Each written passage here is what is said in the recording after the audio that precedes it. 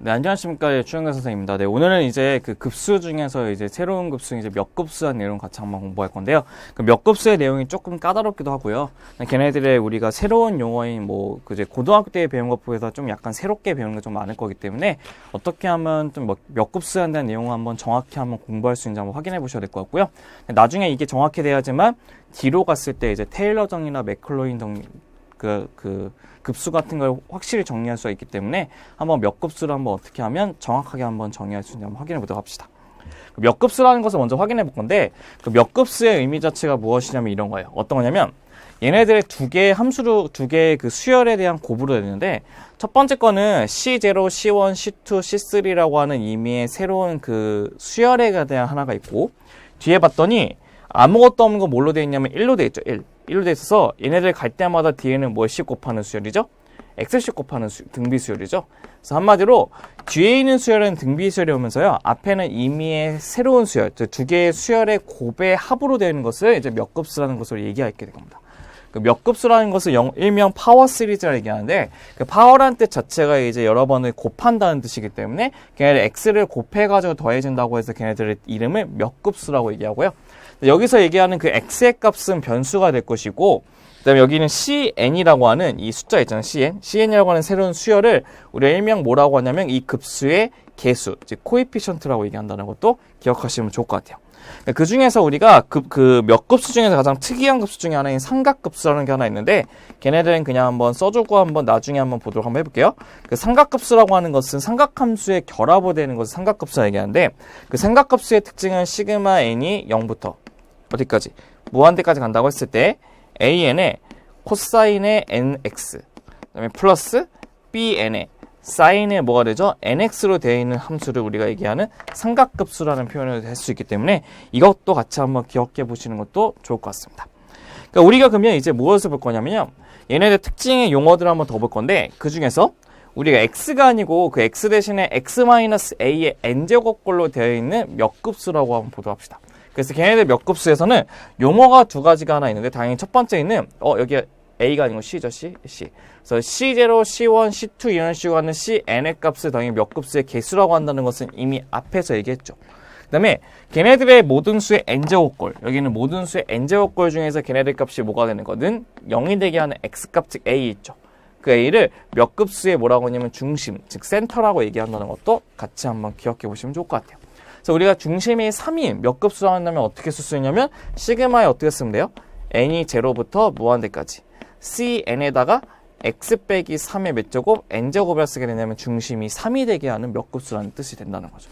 그래서 이런 식으로 우리가 걔네들의 그 몇 급수가 갖고 있는 용어들 같은 것도 같이 한번 기억해 보는 게 좋을 것 같습니다.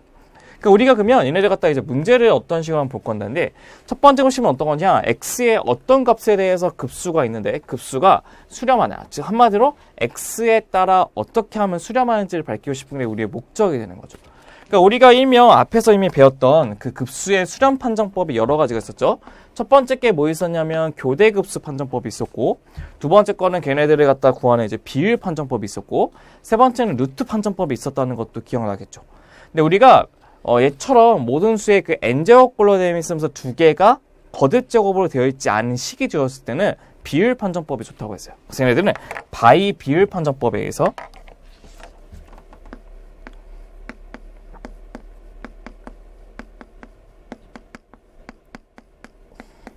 바이 비율 판정법에 의해서 얘를 한번 구해볼 거예요. 어떤 거냐면 an분의 an 플러스 1의 값을 한번 구해보도록 한번 합시다. 그럼 얘를 구하게 되면 우리가 어떻게 될 것이냐면 이게 돼요. 얘네들은 절대값의 an은 여기 있는 식을 지금 an으로 잡는다는 것을 알 수 있을 것 같아요. 그래서 n의 팩토리얼 분의 xn이 될 것이고 위에 거는 n 플러스 1의 팩토리얼 분의 x의 몇 제곱이요? n 플러스 1이 된다는 것도 확인할 수 있을 거예요. 그 다음에 걔네들 약분시키면 어떻게 될 것이냐 얘하고 약분시키면 뭐가 되죠? n의 플러스 1이 되고 x가 된다는 것도 확인할 수가 있는 거죠. 그랬을 때 걔네들은 리미트 여기다 이제 리미트 뭘 붙이는 겁니까? n이 무한대로 보내시게 되면 그 값은 뭐가 되는 거죠? 무한대가 된다는 것도 확인할 수가 있다는 거죠. 그러니까 무한대가 된다는 걸 확인할 수 있기 때문에 얘네들은 우리가 언제 만약에 x의 값이 0이 아니게 되면 거기에 있는 모든 비율 판정법에 의해서 그 리미트 값이 다 무한대로 가기 때문에 발산한다는 것을 확인할 수 있고요. 만약에 x가 0되잖아요. 0요? x 0돼 버리면 얘 0을 집어넣게 되면 0돼 버리겠죠. 그럼 극한값이 0돼 버리면 1보다 작기 때문에 걔네들은 수렴한다는 것도 확인할 수 있습니다. 그래서 얘네들 그 급수는 언제 수렴하냐면 x가 뭐가 될 때 0이 될 때 수렴한다는 것도 확인할 수 있는 게 첫 번째 있는 문제에 대한 답이 될 것이고요. 두 번째 것도 한번 수렴성을 한번 확인해 보도록 합시다. 두 번째도 x의 어떤 값에 대해서 급수 시그마 n이 1부터 무한대까지 n분의 x-3의 n제곱꼴로 수렴하는지 알고 싶다는 겁니다. 얘네들도 참고로 우리가 얘기하는 그 몇 급수의 특징은 앞에 거하고 뒤에 거 있는 그 수열이 다른 수열이거든요. 한마디로 앞에 거는 거듭제곱 수열인데 뒤에 거는 그 거듭제곱 수열이 아닐 수도 있단 말이에요. 그렇기 때문에 우리는 얘네들은 가장 기본적으로 비율 판정법을 많이 쓸 겁니다. 그래서 비율 판정법에 의해서 an분의 an 플러스 1의 값을 한번 구해보도록 한번 해볼게요. 그러면 an이라는 것은 얘를 그대로 집어넣기 때문에 어떻게 집어넣냐? n분의 x 빼기 3의 몇 제곱이요? n제곱 쓸 거고 n 플러스 1은 n 플러스 1분의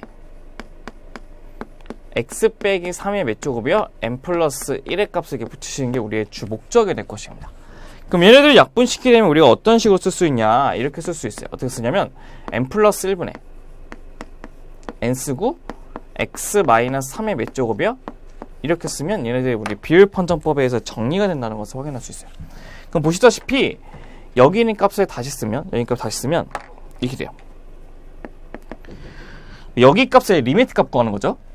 리미트 n이 무한대로 간대요. 리미트 n이 무한대로 간다고 했을 때 어차피 여기 있는 앞에 있는 이 수는 자연수이기 때문에 앞으로 빼줄 건데 자연수이기 때문에 앞으로 빼주니까 n 플러스 1분의 n이 온 상태에서 뒤에는 뭐가 오냐면 절대값에 x 빼기 3이 온다는 것을 확인할 수 있죠.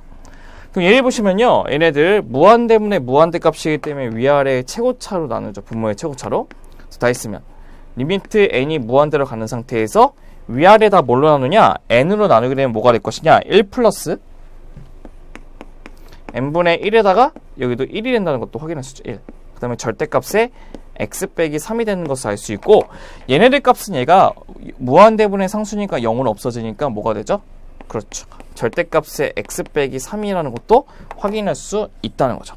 그러니까 우리가 100% 확인할 수 있는 것은 어떤 거냐면 얘네들이 뭐보다 작을 때 1보다 작을 때는 100% 수렴한다는 것을 알 수 있죠. 맞죠?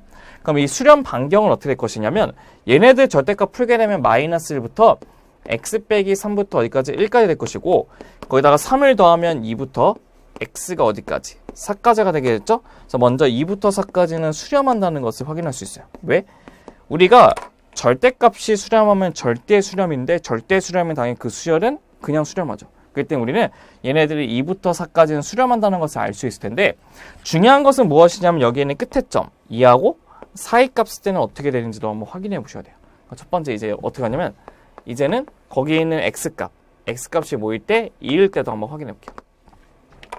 x값이 2일 때 확인하게 되면 이 값은 뭐가 되냐면 시그마 n이 1부터 무한대까지 마이너스 1의 n제곱에다가 뭐가 되죠? n분의 1이 되는 것을 확인할 수 있는 거죠.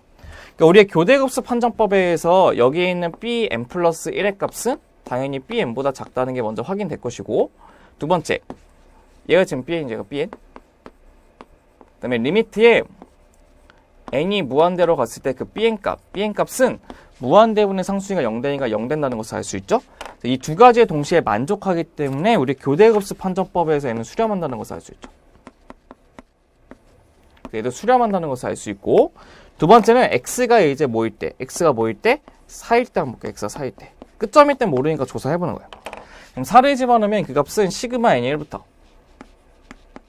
무한대까지 4에서 3 빼면 1이죠? n분의 1이겠네요. 얘는 1면 우리가 뭐라고 했죠? 조화급수죠. 조화급수. 1분의 1, 2분의 1, 3분의 1 이렇게 가는 조화급수죠. 우리 조화급수는 뭐가 되냐면 발산입니다. 발산. 그 때문에 우리가 얘네들 어떤 값을 해서 급수가 수렴하는지 확인하고 싶으면 어디? 여기 있는 이 값하고 이 값이 동시에 되기 때문에 문제의 정답은 2보다 크거나 같고 x값은 4보다 작다는 것을 확인할 수가 있다는 겁니다.